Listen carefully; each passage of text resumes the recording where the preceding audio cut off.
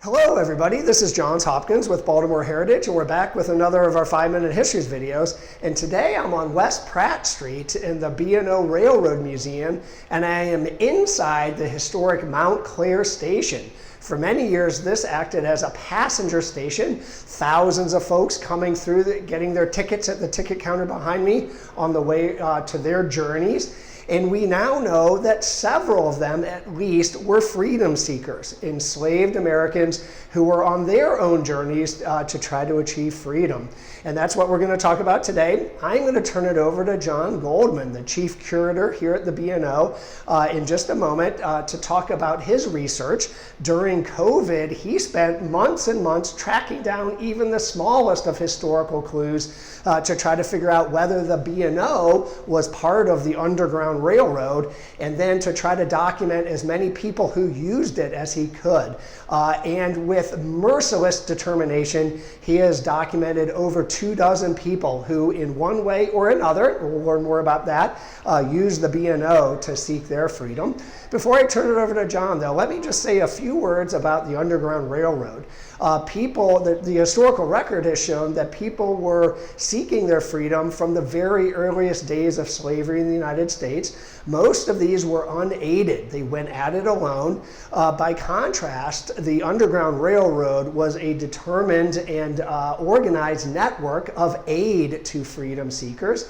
Its origins are a little murky. Most historians believe it arose sometime in the 1780s, and it was composed mostly of Black Americans, white Americans, and also Native Americans. They helped people escape to their freedom in places like Mexico, islands in the Caribbean, Canada, as well as maroon colonies of successful freedom seekers who were living out largely in the wilds of America. In Maryland, we were a slave state that abutted two free states, Pennsylvania and Delaware, and thousands of folks traveled across our soil on their journeys, hopefully to their freedom. Our most celebrated conductor on the Underground Railroad, of course, was Harriet Tubman, and there's a fantastic museum dedicated to her, as well as an entire statewide network of Underground Railroad routes, and we'll put links to those at the end of this video.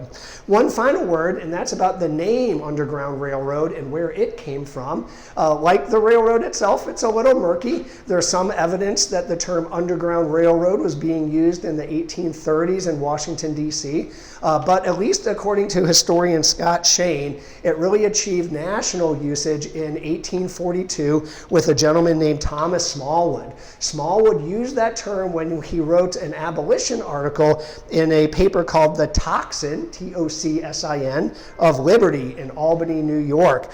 Smallwood was a Black Washingtonian who wrote abolition articles under several pseudonyms, and he had learned that a slave catcher named John Zell was unable to catch his prey, the freedom seeker he was going after, who somehow mysteriously vanished. In frustration, Zell said, quote, "He must have gotten away in a steam balloon or on an underground railroad." Smallwood, with no small sense of irony, picked up on the term Underground Railroad and in a mocking way used it in that article to make fun of the slave catchers who were unable to catch the freedom seekers that they chased after.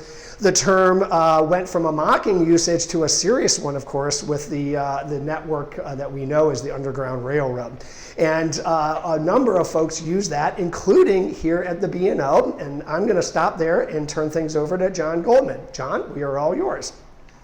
Hi, my name is John Goldman. I'm the chief curator here at the B&O Railroad Museum. Along with my colleague Anna Kresmer, our archivist, we now at this point have documented 27 freedom seekers that use the B&O Railroad network, 9 of which actually came through our historic site here, the Mount Clair site, where the B&O was founded in 1827 as the first commercial railroad in the country. During this research, we uncovered a few things and dedicated this exhibit to exploring the role of the physical railroad in the Underground Railroad.